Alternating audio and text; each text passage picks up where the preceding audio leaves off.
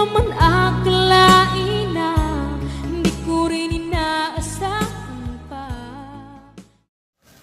Narito tayo ngayon upang matunghayan ang nagiinit, nagbabaga at talaga namang usap-usapan at nagtitrending na latest issue ni Ate Erica. Sa pagpapatuloy ay narito muli si Kalingap Val Santos Matubang upang pag-usapan ang issue sa pagitan ni Ate Erica at ng kanyang pamilya, lalong-lalo na sa kanyang lolo na si Lolo Miguel. Dito nga ay sinabi ni Kalingap Val na napakalaki talaga at napakarami talagang reklamo ni Ate Gina na mama ni Ate Erica at Sheila May sa mga vlogger na nagpapa-interview siya. No. Ay bakit nga lahat daw sa Kalingap? Ano ang problema? Ano yung pinaglalaban mo sa Kalingap? Dahil sa pera, di umano, na hindi nyo natanggap? Bakit hindi nyo kinausap si Kalingap Rap? Bakit kung meron man pinadala ang ibang sponsor na hindi nakarating kay Erica, bakit hindi nag-follow up itong mga sponsor na to, ha? Umakyat ka, nagpa-interview ka, madam, kay Salcedo. Ang reklamo mo, ang inireklamo mo, ang sinusumbong mo, si Ian Tunyakaw, ha? Wala ko siya ngayon sa amin binigay na pangpagawa ng bahay. Wala. Wala daw binigay pang paggawa ng bahay. Si Ian Tunyakaw, ha? Ito ang mga reklamo mo eh. Inaambi po niya yung bahay namin. Inaangkin. Marami pong nagarating po na reklamo sa atin. Itong si Ate Gina. Aha. Huwag ka nang lumapit sa iba. Yung mga yan, walang magagawa yan. Ako lang ang may maitulong sa'yo. Sapagat abot kamay kita. Ano mang oras, mag-text ka lang. Papa Val, may problema ako. Punta ka dito. Kahit alas 12 ng hating gabi. Yung mga kinukontak mong tao, kung saan-saan nagmula, kung sino-sino yung mga yaan, meron sa ibang lugar, sa ibang bansa, sa Metro Manila, hindi yan makakatulong sa'yo.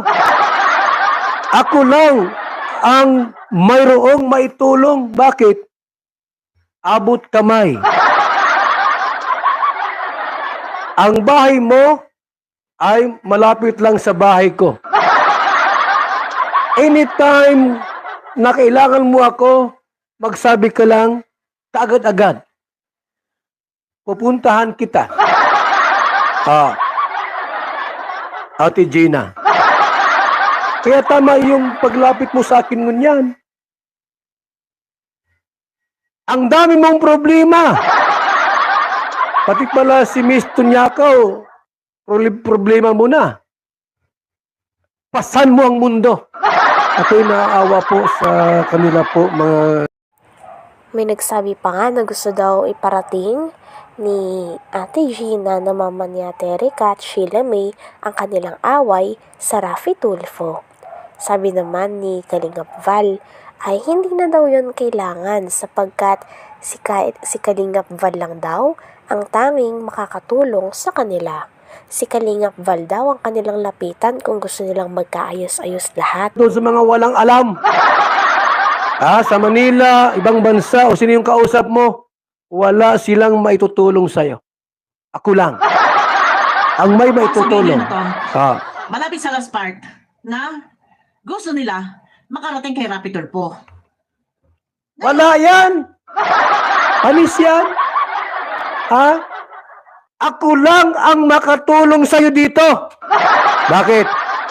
Abot kamay, di kita. Anong sunod mo?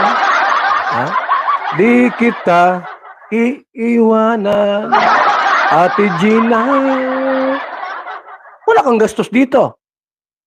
Mapatulpo ka, makakuha kang pamasahe. Mapa-schedule ka. Tapos, ang gagawin ng mga staff niya, tawagan mo si lolo mo. Sino yung ireklamo mo, Miss Gina? Sorita. Ay reklamo ka po si Inatunyakaw Torres. Bakit? Ba't mo nireklamo yung babae? Hindi kami pinagawa ng bahay. Ngayon, sino pa? Yung papa ko po. Bakit mo nireklamo yung papa mo? Pinapagawan ni Val Santos Matubang ng bahay. Wawa po mga kaibigan, no? Ang sabi ng nanay sumabat, opo sir, kaya nga po kami lumapit sa inyo para humingi ng tulong. Humingi ng tulong. Kasi nga dinudurog daw sa Erica. Eto guys, at kailangan kasi simulan muna natin. Saan dinodorog si Erika? Ako love na love ko yan. Si Erika. Since birth, love na love ko yan. Mahal ko yan si Erika at taga Basod. Yan sa Barangay Mangkamagong yan. Lahat ng taga-barangay Mangkamagong, love na love ni Val Santos Matubang. Matakbo ako ng Bukalay, board member. Bubuto sa akin sila lahat yan. Yung taga-Mangkamagong. Si Kapitan, love na love ko yan. Ano yan baga si Vanessa sa barangay Mangkamagong? Sabi pa nga sa reaction video ay kaya daw lumapit si Ate Gina na mama ni Ate Erica at Sheila May sa isang vlogger. Ito ay dahil gusto daw nila humingi ng tulong sapagkat nababalitaan daw nila na marami ng vlogger ang nangbabash at marami na ring mga viewers ang ayaw at kinakancel si Ate Erica. Talagang para nga sa mama ni Ate Erica ay parang dinudurog daw ang kanyang anak. Sabi naman ni Kalingap Val ay sino daw ang dumudurog kay Ate Erica sapagkat siya ay mahal niya daw si Ate Erica. Sorita. Ay reklamo ka po si Inatunyakaw Torres. Bakit? Ba't mo nireklamo yung babae? Hindi kami pinagawa ng bahay. Ngayon, sino pa? Yung papa ko po. Bakit mo nireklamo yung papa mo? Pinapagawan ni Val Santos Matubang ng bahay. Wawa po mga kaibigan, no? Ang sabi ng nanay sumabat, opo sir, kaya nga po kami lumapit sa inyo para humingi ng tulong. Humingi ng tulong. Kasi nga dinudurog daw sa Erica. Eto guys, at kailangan kasi simulan muna natin. Saan dinodorog si Erika? Ako love na love ko yan. Si Erika. Since birth, love na love ko yan. Mahal ko yan si Erika at taga Basod. Yan sa Barangay Mangkamagong yan. Lahat ng taga-barangay Mangkamagong, love na love ni Val Santos Matubang. Matakbo ako ng Bukalay, board member. Bubuto sa akin sila lahat yan. Yung taga-Mangkamagong. Si Kapitan, love na love ko yan. Ano yan baga si Vanessa sa barangay Mangkamagong? Kaya lahat ng mga taga-barangay Mangkamagong, love na love ko. Ano na si Erika at saka si Gina. Para malinaw. Kasi hindi tayo pwedeng dumiretso na. Ito, para maintindihan ninyo, kung ano ang pinaglalaban niya, nandun siya sa laban kay Ian Tonyakaw, kaya nga siya nagpa-interview. Kasi ang daming mga pasabog ni Ian Tonyakaw.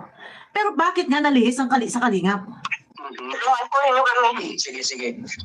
Kung ganito, maitulong ko, halimbawa kung may yung matitirahan sa Maynila, para matutulungan ko kayo. Marami po sir kami. Pwede maganda rin po yung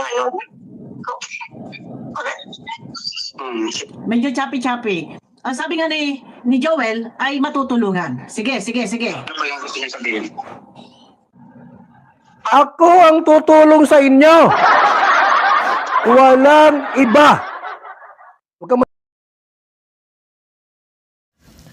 Hanggang dito na lamang muna ang ating nag-iinit, nagbabaga, pinag-uusapan at talaga namang nagtitrending na latest issue ni Ate Erica. Maraming salamat sa inyong panonood. Hanggang sa muli. Bye!